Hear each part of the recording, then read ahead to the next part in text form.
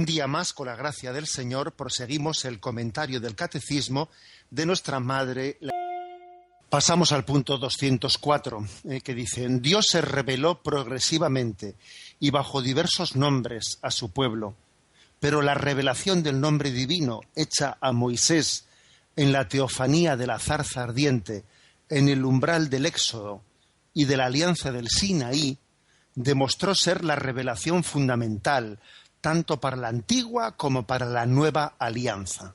Bueno, esa revelación de la zarza ardiente, en el umbral del Éxodo, de la alianza del Sinaí, cuando Israel ha salido de la esclavitud de Egipto y pasa por el desierto, y entonces en aquel momento Yahvé le dice, o mejor dicho, cuando está a punto, ¿no?, de comenzar ese éxodo, dice: yo soy el que soy. Yo soy el que soy.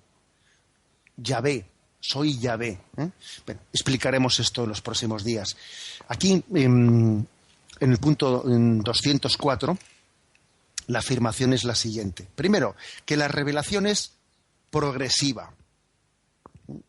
Esto tenemos que entenderlo. La revelación es progresiva. Muchas veces más de un oyente ha solido formular alguna pregunta en el siguiente sentido. Pues claro, pues uno ve algunos pasajes del Antiguo Testamento en los que ve que Dios se revela mediante unos signos y mediante unos gestos y mediante unos acontecimientos salvíficos que quizás nos pueden chirriar un poco, escandalizar un poco desde la plenitud de Jesucristo. Entonces a veces uno dice: pero ¿cómo ocurrió tal cosa? Es decir, ¿cómo Dios parece que se está revelando a Israel a través de una especie de guerras con los pueblos vecinos? Y claro, para conquistar Jericó, todos los habitantes de Jericó perecieron, y entonces pues parece que la revelación de Dios a través del pueblo de Israel pues es como si fuese sangrienta o sanguinaria o violenta. Es decir, Dios utiliza la violencia. Bien, ese tipo de cosas que con frecuencia se suelen escuchar como dudas formuladas al leer la Biblia. Hay que decir: oye, vamos a ver, cuando leamos la Biblia no debemos de descontextualizarla.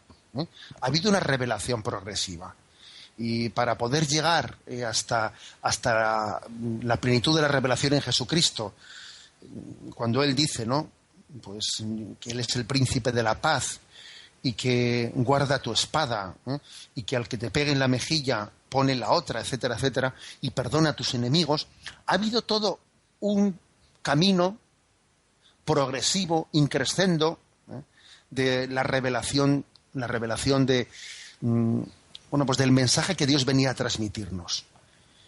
Y también fue necesario, es decir, fue necesario pues aquellos episodios del Antiguo Testamento para que Israel entendiese que Dios era un Dios que no se olvidaba de ellos, que siendo ellos un pueblo pequeño y un pueblo indefenso frente, por ejemplo, a Egipto, que tenía pues el ejército del faraón, fue necesario que ocurriesen aquellos acontecimientos en los que ellos entendieron como la mano fuerte de Yahvé les liberaba del poder de un ejército más grande que ellos. Entonces no nos escandalicemos por descontextualizar las cosas, porque Dios se ha revelado progresivamente. Es muy importante leer las cosas en su contexto histórico. No olvidéis que cuando el Antiguo Testamento dice ojo por ojo y diente por diente, está superando lo que en el Antiguo Testamento previamente pues era pues el proceder normal del hombre, que era una venganza sin límite, ¿no? Si alguien te ha sacado un ojo, pues mira, tú le sacas los dos ojos y los dientes. Y entonces, pues, frente a esa especie de reacción incontrolada, primero el Antiguo Testamento dice ojo por ojo y diente por diente. Mira, si alguien te ha sacado un ojo, tú le sacas solo un ojo, pero más no. O si alguien te ha roto los dientes, tú solo puedes hacer lo mismo, pero no más. Bien, esto que a nosotros nos puede ahora escandalizar era un paso adelante para poder posteriormente acoger el perdón de Jesucristo. Insisto, que la revelación es progresiva y que es muy frecuente encontrarse hoy en día con dificultades ¿De quién? Eso también suele ocurrir a veces a la hora de leer la historia de la Iglesia. No en el sentido de que se justifiquen ciertos errores cometidos entre nosotros, porque los errores que los cristianos hemos cometido en la historia de la Iglesia los hemos cometido ya desde la plenitud de Jesucristo, con lo cual no son justificables como los que podían entenderse en el Antiguo Testamento. Pero, sin embargo, digo que tiene su cierta similitud por el hecho de que no se puede descontextualizar las cosas, ¿no? Tienen un contexto histórico. Bien, esta afirmación creo que es muy práctica, ¿eh? O sea, tenemos que leer la Sagrada Escritura viendo en ella cómo Dios se da a conocer, cómo Dios se revela en su amor misericordioso, sin que nosotros entremos en conflicto. Y entonces aquellos soldados egipcios que quedaron hundidos en el Mar Rojo, entonces tú despreocúpate de ellos, que Dios en su misericordia sabrá perfectamente cómo hacerles llegar a ellos la salvación, o sea, cómo ofrecerles la salvación para que ellos en ese acto interior de apertura o de cerrazón ante Dios puedan acoger su nombre. O sea, tú despreocúpate de eso, que Dios sabe, sabe tener su interlocución de amor con cada uno de ellos. Y obviamente aquellos, pongo este ejemplo, ¿no? Los soldados de Egipto que quedaron en el Mar Rojo, etcétera, pues también son amados por Dios. Pero ahora estamos hablando de que para revelarse, Dios utilizó un camino concreto, progresivo, en el que Israel fue entendiendo que Dios es misericordioso, que Dios protege a sus hijos, que Dios les defiende de las dificultades, etcétera, etcétera. Y al principio pensaban que solo era para ellos esa protección del amor de Dios, y poco a poco fueron abriéndose y entendiendo que la revelación de Dios era a través de Israel para todas las naciones. Bien, pues dicho esto, se dice, bueno, y fueron muchos nombres, a la hora de descubrirse Dios, fueron muchos nombres a través de los cuales Dios se descubrió, Adonai, etcétera. O sea, podemos hacer todo un elenco, y lo haremos si Dios quiere, ¿no? Un elenco de los nombres con los que Dios se revela. Pero el principal de los nombres fue el nombre de Yahvé, el que tuvo lugar en aquella teofanía de la zarza ardiente cuando Moisés estaba cuidando las ovejas de su suegro, etcétera. Allí, en ese momento tiene lugar esa revelación. Se nos remite al punto 63, que voy a leer. Israel es el pueblo sacerdotal de Dios, el que lleva el nombre del Señor.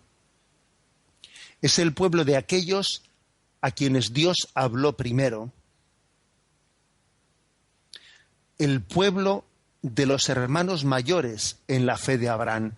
Fijaros que les llamamos a Israel nuestros hermanos mayores en la fe de Abraham.